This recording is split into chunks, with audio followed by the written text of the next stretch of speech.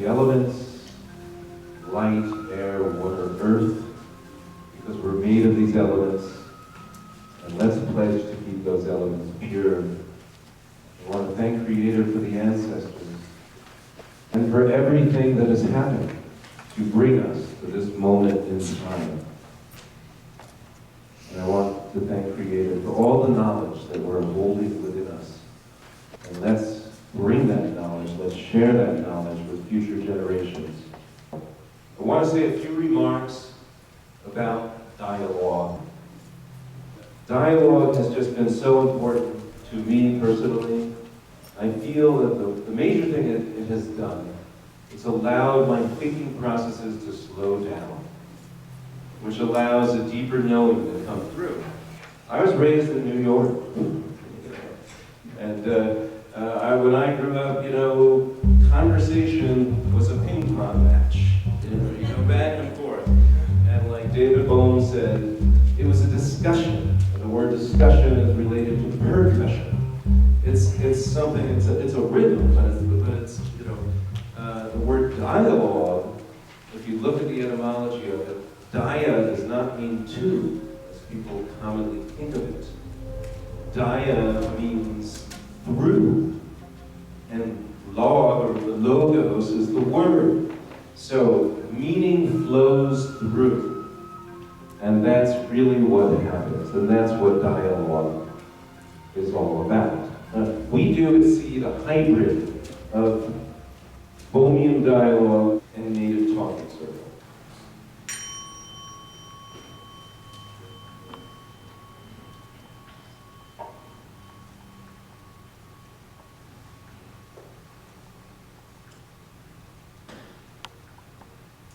Is it possible to have an original thought?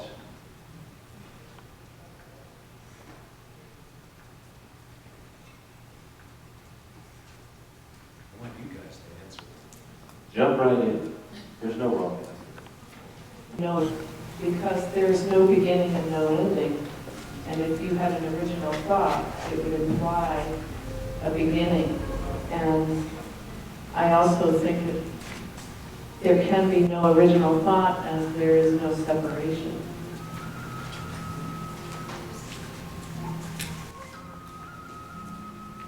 I would also say no, but I think the context where the thought falls is like a seed that goes into the ground, and out of it creates something, not exactly something new, but something that births into the world of form.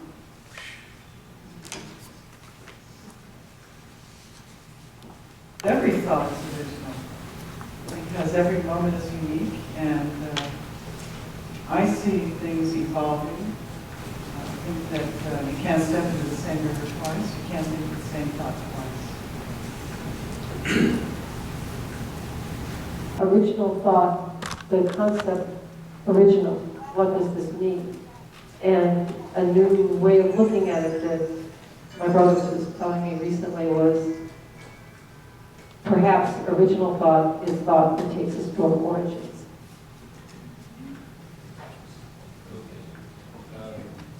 All right, I think we'll... Do you need to repeat? Just for one second. Original thought is a thought that takes us to our origins.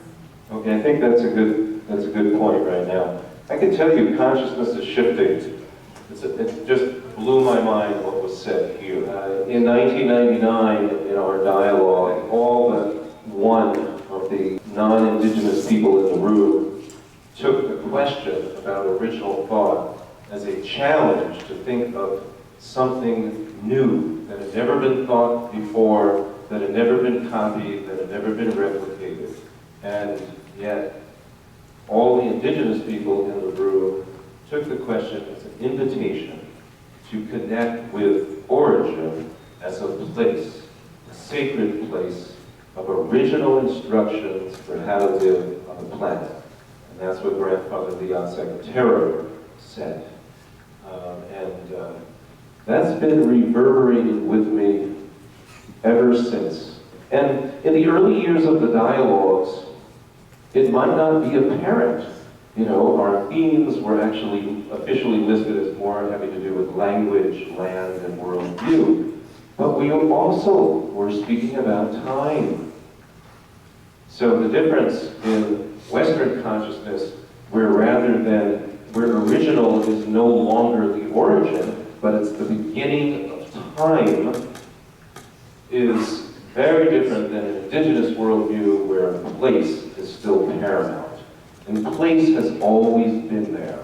As was said by the very first person, there's no beginning, middle, or end place. But in our English language, which is something we were dialoguing about a lot in the early years, our grammar demands beginning, middles, and ends.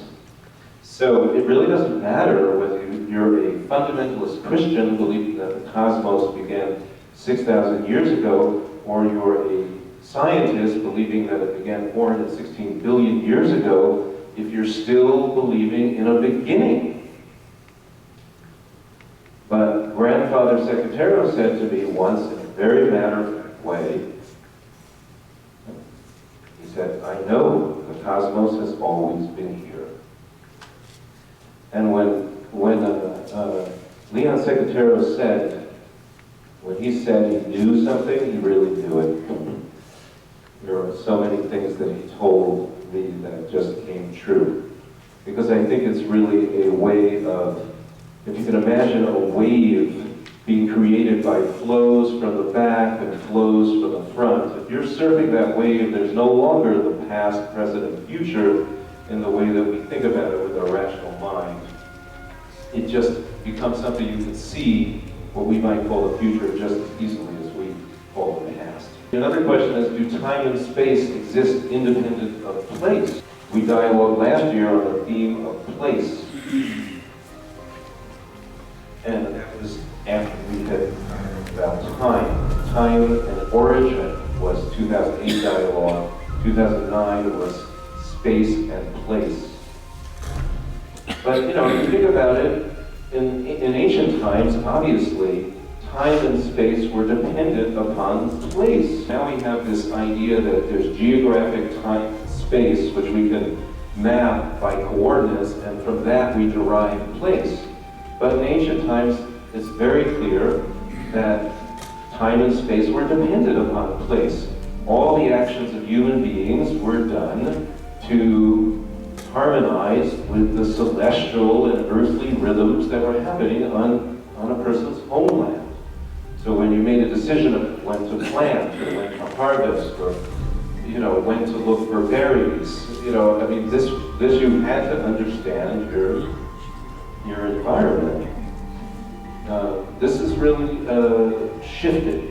When the Western world went to a Newtonian idea of absolute time, we also removed ourselves from place.